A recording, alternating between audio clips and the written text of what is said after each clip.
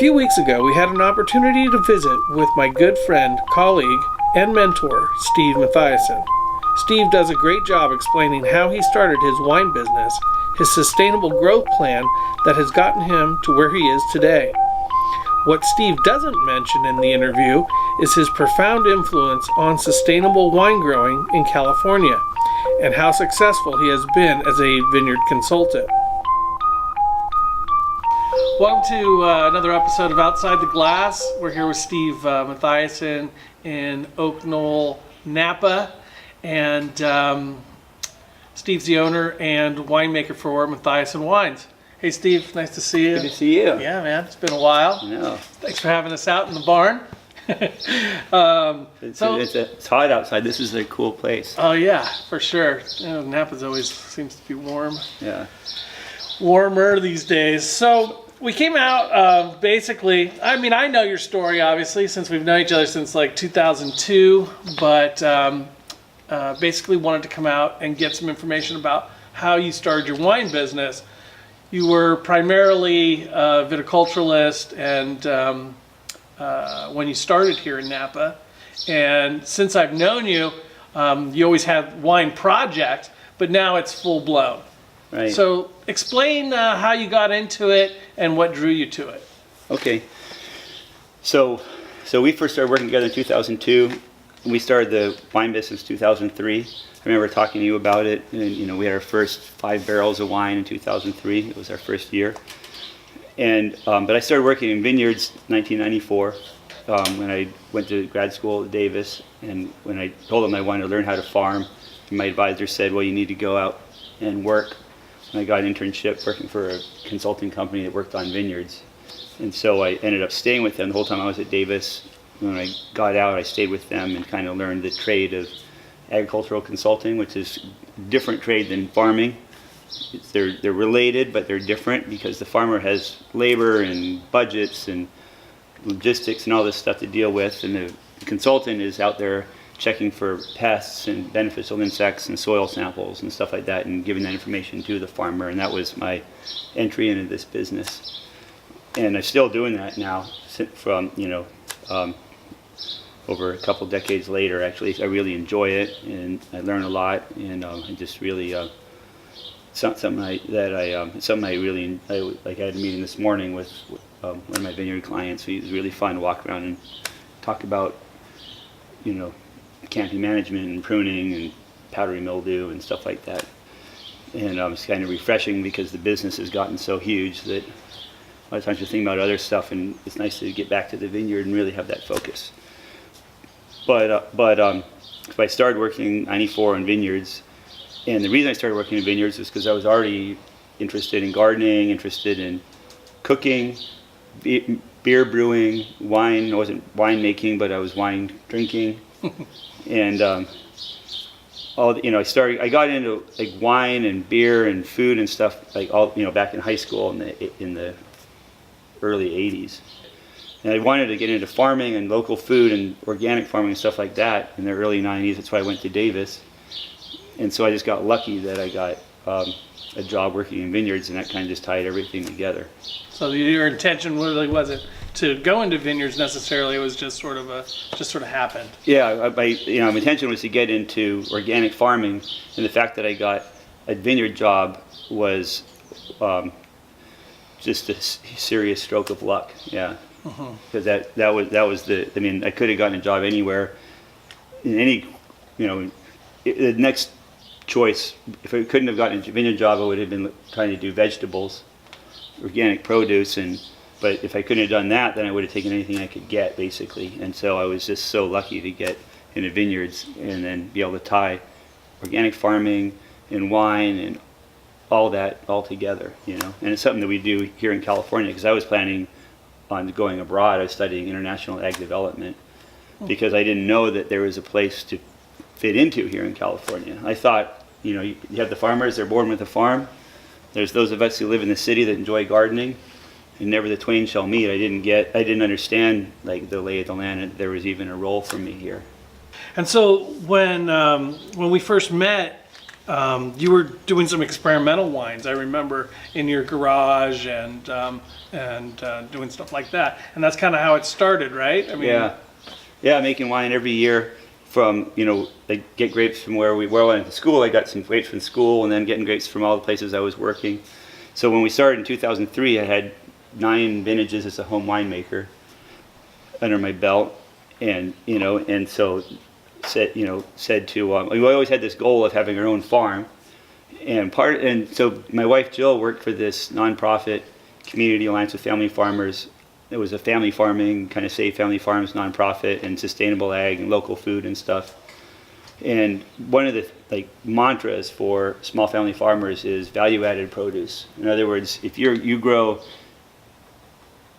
peaches, you can't compete with the big corporate peach grower on selling commodity peaches to a packing house. But if you make jam, you can compete because you add that value. You take the peaches that you grow, then you turn them into, you could have sold them for $3 a pound, you turn them into jam, you sell it for $8 for a jar that has less than a pound in it. You've added all that value, and then you can, so the smaller acreage can still be profitable enough to be a sustainable family business. So it's like this, like you're a small cattle producer, make beef jerky, don't sell commodity beef, that kind of thing, Right. And so taking that same logic, wine is value add to vineyards, and so it was like at that point, by the time 2003, it's like that's what I learned how to do, was grow grapes. I felt like I know how to grow grapes. Jill was doing, had the same value system as me. She'd been working for 10 years or something like that for the Community Alliance with Family Farmers. So we were like, and we had so we thought, well, if we can start a wine business, we can start that business will then allow us to buy land. And so it's a little bit putting the cart before the horse, but not really, because we could buy grapes, get that business going, and then hopefully that generates enough cash that we can buy land. And so that was sort of our intent when we started in 2003. And we were able to buy land in 2006, so it kind of did work out, actually. Yeah, and so like a lot of people in the wine industry, because you didn't have the farm and you didn't have the brick and mortar winery, you started off doing custom crush. Yeah. Mm-hmm. Yeah. So. Yeah, and we still custom crush. We're bottling this morning. I was just there this morning. So now we started in 03. It's 2017. We are in escrow trying to buy a small winery finally but it's taken all these years. What is that? 14 years. Mm-hmm. So finally, where we feel like we're at a stage where we can buy a winery, and a teeny winery. It'll hold about half of our production, and the other half we'll keep in custom crush. Will it be a destination point for direct to consumer? Well, that's the whole idea. That's key. I mean, the idea is, it's kind of a package deal because you have to be able to do direct to consumer to survive, and we also enjoy doing direct to consumer, and but we want to be able to also, like, it's sort of so you have to separate business from sort of like dream / personal life goals, let's say, and you have to balance both of them. You can't have one without the other. You can have life goals but no business, then you're not going to get to your goals. If you're all business, no goals, then there's no heart. I don't even think the business would be successful really if they don't have heart. In the wine business, people can see through that, right? So we're trying to balance it. So what I want is to have a place of our own to make our own wine and get out of custom crush, and we have, take our own grapes that we grow to our own place and dig around with the wine, punch downs, everything in-house, hands-on. What makes it a business decision is that we can do direct to consumer there also. So it's kind of two sides to it. And you said that you'll only be able to do about half of your production there. Yeah. So you'll still rely on the custom crush model to keep your same amount of production, or are you also still expanding? We have stopped expanding. We kind of are happy where we are right now. We are expanding every single year, and it's a lot. Expanding is stressful, but we needed to keep expanding to get to a point where the business had legs of its own, and instead of having to be fed every year, could start feeding. And now we have 6 families relying on the business. and it feeds everybody, and it's a good place, and I can still be involved in everything. And if we start getting much bigger, and I'm going to start not being able to be involved in everything, and then it's like, what's the point? We didn't set out to make widgets. You know, I like the growing of the grapes and making the wine. So, and my wife Jill doesn't want any more stress either, because she runs the sort of, you know, the whole business side of the business. So we really think it's at a sweet spot right now. And what is that sweet spot? What's your current production? About 8,000 cases. And how is that broken up between varietals or reds and whites? It's about half. It's about 60% white, and that's key for our business, because, you know, we didn't start with any cash. You know my life story. I grew up in Tucson, Arizona, and no family money there, and so we've had to bootstrap ourselves. And so the whites, so rosé is released in the winter and very early spring, and right after the vintage. yeah, we basically harvest rosé. It's 6 months. It ages 6 months because we harvest it early because of where the grapes are. And we release it in February. So the rosé covers we start getting cash back from rosé to cover the spring bottling, which is like this huge cash need for glass and labels and all that. And then Linda Vista Chardonnay, we release it during the summer, and we get enough back from that to cover the fall harvest expenses, grapes and crush and everything. And then the red is more expensive wine, has more profit in it, but the red ties up so much capital. So the red is more of a long-term business arc. You know, the rosé and the Linda Vista it's cash flow and it's turn and burn, and it just keeps the lights on. And then the red is where the profit is to, eventually get the business to where we need it, but more on a long-term kind of basis. Mm-hmm. Part of your winemaking style is lower alcohol wines. Tell us a little bit more about, what your inspiration for your winemaking style, and yeah, tell us about that. Okay, so as everyone started harvesting, or many people started harvesting later and later in the 90s, the hang time, the big jammy wines, oaky wines, ripe, rich wines, and getting big scores and stuff like that. And you probably remember, because in 2002, it was still like this huge hubbub in the grower community on grapes, like, what the heck, with all this hang time and the fruit's all shriveling up, and what are we going to do about this situation, these wineries, because there was a huge shift happened over a decade of picking really late and making these big overblown wines. And so from my perspective, I'm sitting on the grower side, and growers have a lot of consternation because the fruit's raisioning and your yields are going down, but also it feels like, what's their point of doing viticulture? A raisin tastes like a raisin. And the wine world is totally changing, and the wines are getting bigger, and also the wineries, I think the wines are getting more similar to each other in a way too, with all the technology and everything, and just skill level and education and skill and none of that jibed with us. Like we want to make farm to table wine. We want to make that perfect, grow that perfect lettuce and just do a light, maybe not even a vinaigrette, maybe just a little olive oil and salt, you know what I mean? So you can taste that head of lettuce. Maybe it's that carrot, maybe you're just, holding in ice water and just putting it on the table with a little bit of fresh butter or something, right? You're not even cooking it, you know what I mean? That's kind of like the mentality.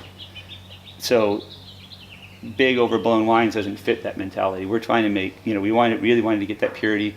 We grow tons of our own produce. We want the wine to go with it. So we're eating, like, picking out of the garden every night. So we're like, we want wine that, these wines are all too heavy. Looking for that lighter bodied wine that's going to go with the produce. And so, so that's kind of where we're coming from on our wine. If we were going to make a documentary about your life, Steve, what bands would be a part of the soundtrack? Okay, well, I mentioned the Minutemen. Sonic Youth, for sure. Neil Young, Dinosaur Jr., Pete Seeger, and Woody Guthrie, for sure.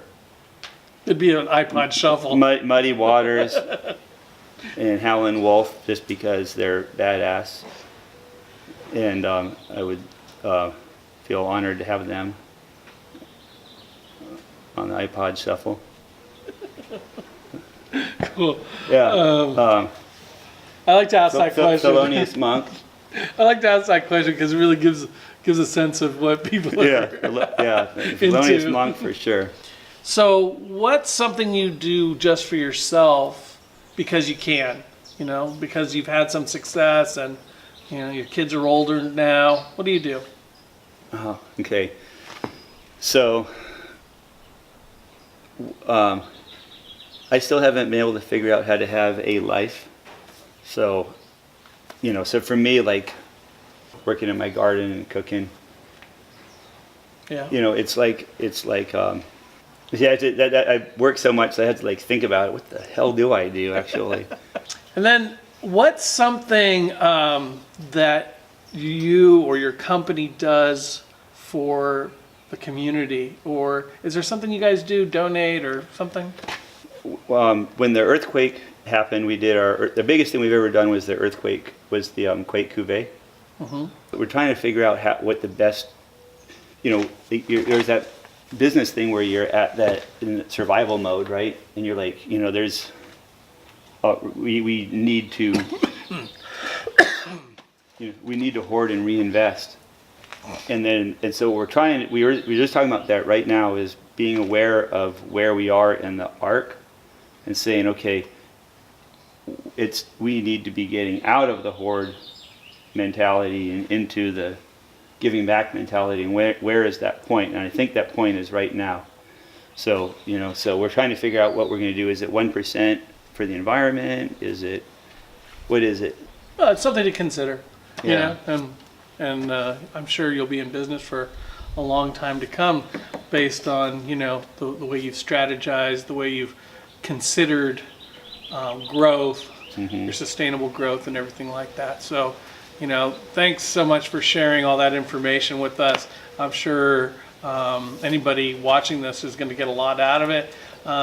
You came from a real genuine position, and we always appreciate that in an interview. Thank you so much, Thank Steve. you. All right. Steve's genuine and laid-back demeanor made for a great interview with some great content. To learn more about Steve and to order Matthias and Wines, you can visit them online at matthiasandwines.com. And I will see you next time on Outside the Glass.